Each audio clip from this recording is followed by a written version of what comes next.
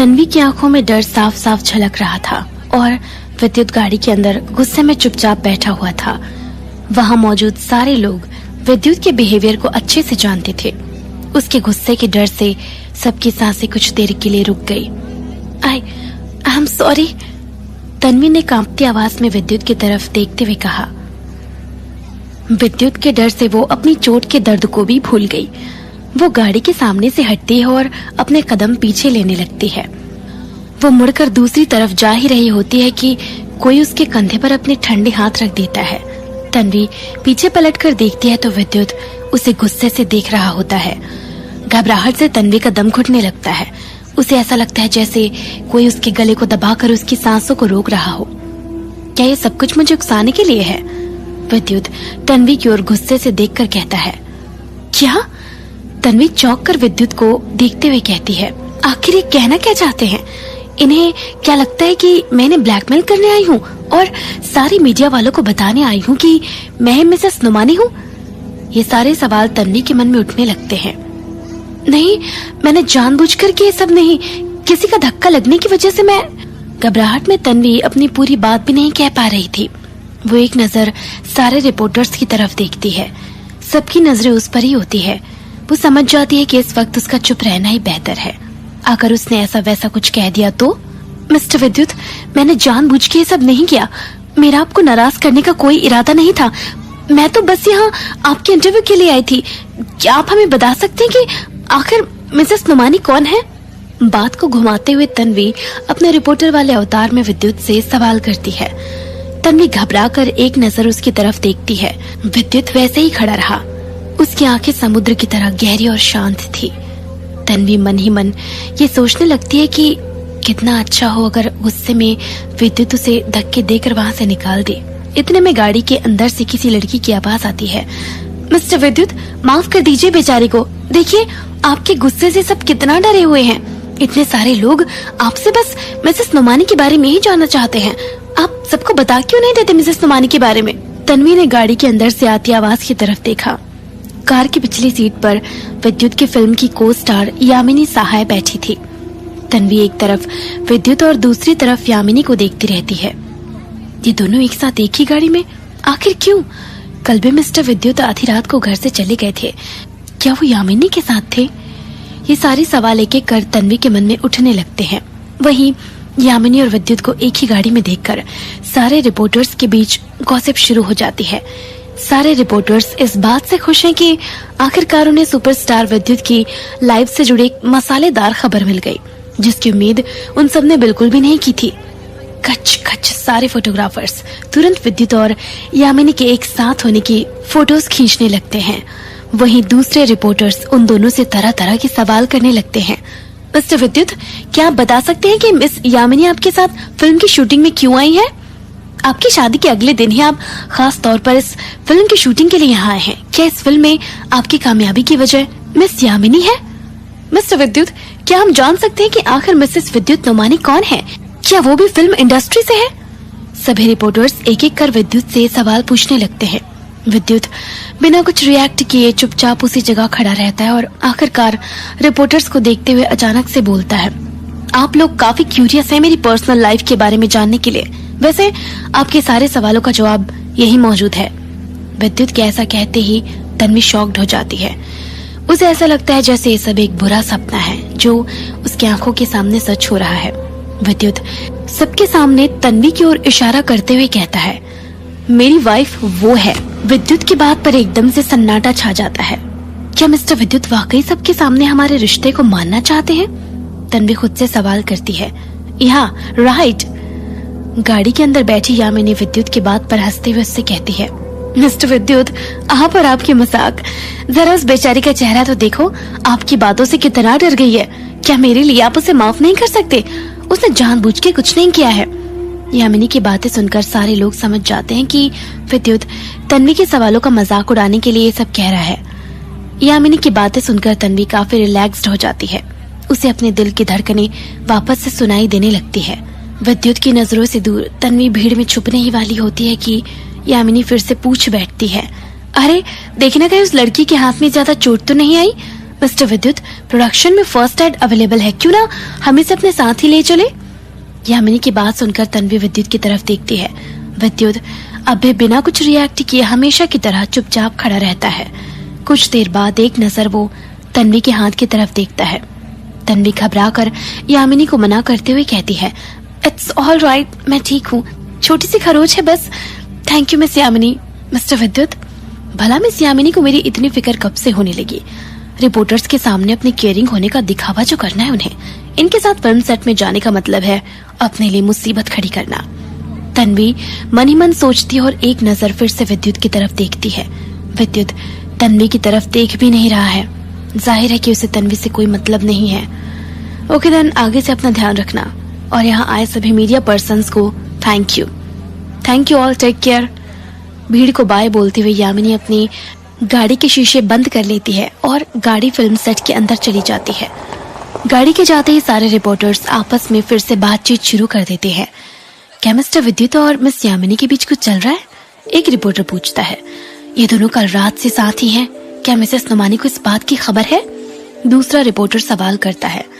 तन्वी इन सारी बातों को नजरअंदाज करते हुए भीड़ से दूर आकर खड़ी हो जाती है। वो एक नजर अपने हाथ में लगी चोट पर डालती है। उसका हाथ एक तरफ से कट गया होता है, जिससे खून बहना भी शुरू हो जाता है। दर्द से तन्वी की आंखें भर आती है। तभी एक सीनियर रिपोर्टर तन्वी के पास आकर उसे समझाती है, माय डियर, किसी न्यूज को कवर करने के लिए इतना उतावलापन ठीक नहीं। आज तुम्हारी किस्मत अच्छी थी जो मिस्टर विद्युत ने तुम्हारी हरकतों को सीरियसली नहीं लिया, पर ऐसा हर बार होगा ये जरूरी नहीं। तन्वी सिर हिलाते हुए उस रिपोर्टर को थैंक्स बोलती है और मुड़कर आकृति को ढूंढने लगती है। भीड़ में खड़ी आकृति की तरफ उसकी नजर पड़ती है।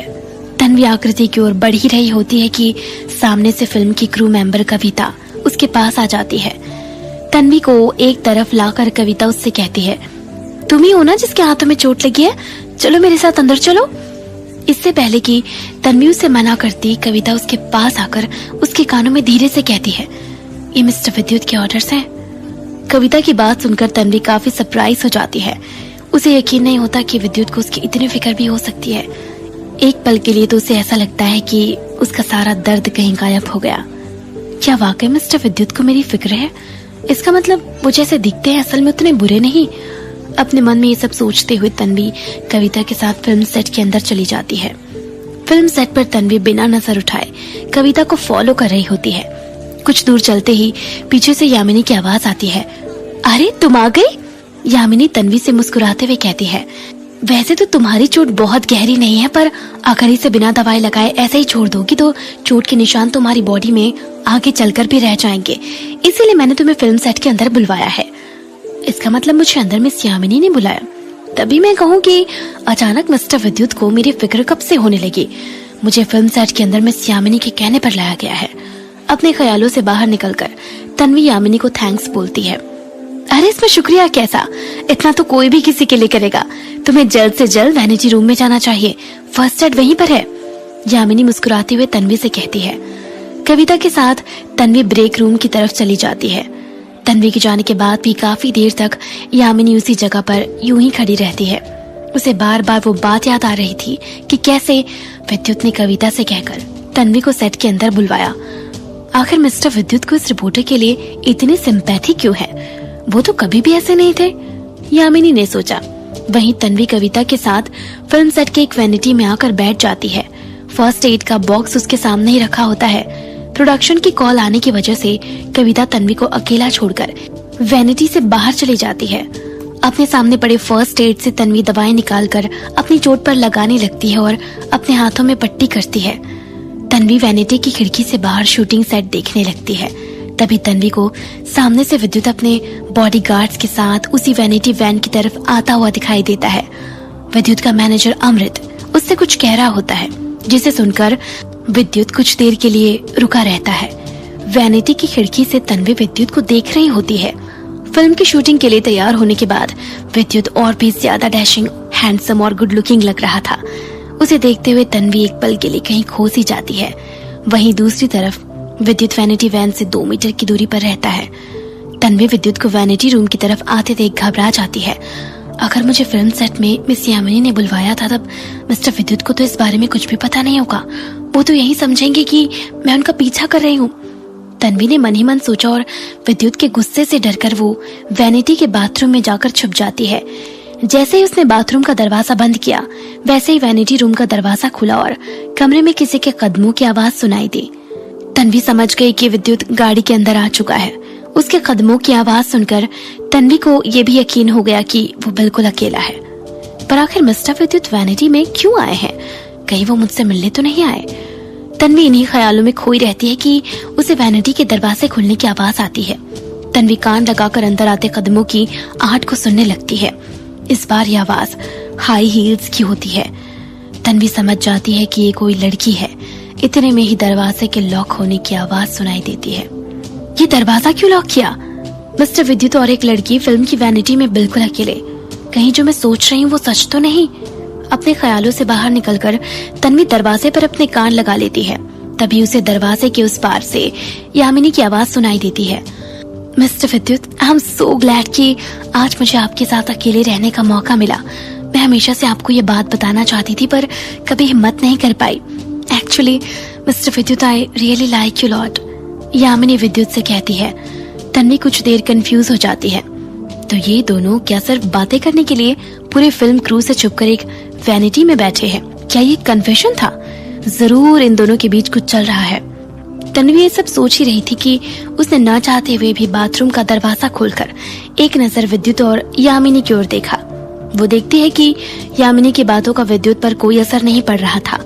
वो अब भी बड़े आराम से बिना कोई रिएक्शन के एक जगह बैठा हुआ था। तभी विद्युत एक नजर बाथरूम के दरवाजे की ओर देखता है। उसकी नजर दरवाजे से झांकती तन्वी की नजरों से मिलने ही वाली होती है कि पकड़े जाने के डर से घबराकर तन्वी दरवाजे को तेजी से बंद कर देती है। धम। दरवाजे की उस आवाज को सुनकर यामिनी गुस्से से कहती है, कौन है वहाँ? उस वक्त तन्वी को ऐसा लगता है कि उसकी इस बेवकूफी के लिए उसके हाथों को काट कर कहीं फेंक देना चाहिए। आखिर क्यों उसे विद्युत का रिएक्शन देखने में इतना इंटरेस्ट था? क्या जरूरत थी उसे दरवाजे को खोलने की? वैसे मिस्टर विद्युत के चेहरे से साफ पता चल रहा था कि उन्हें इस बात का पूरा अंदाजा था कि वैनिटी में उनके और यामिनी के अलावा कोई तीसरा जरूर है। तन्वी ने सोचा। यहाँ बस इतना ही।